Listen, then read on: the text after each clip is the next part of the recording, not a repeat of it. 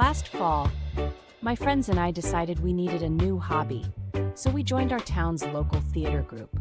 None of us had any acting experience, but we figured, how hard could it be to pretend to be someone else for a couple of hours each week? The first meeting was pretty normal, lots of introductions, a little too much talk about Shakespeare, and a director who wore scarves both indoors and outdoors.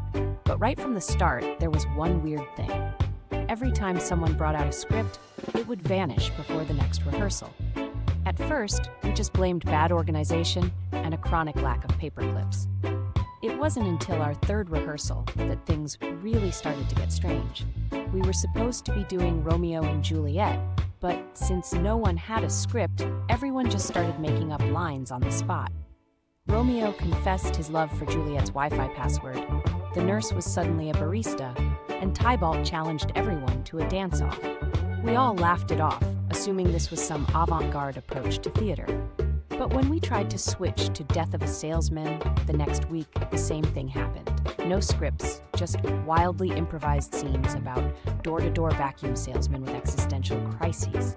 Determined to solve the mystery, I showed up early the following week and hid behind the curtain. That's when I heard it, a snuffling, rustling sound near the prop table. To my disbelief, it was the director's golden retriever, Hamlet, happily gnawing on a stack of scripts.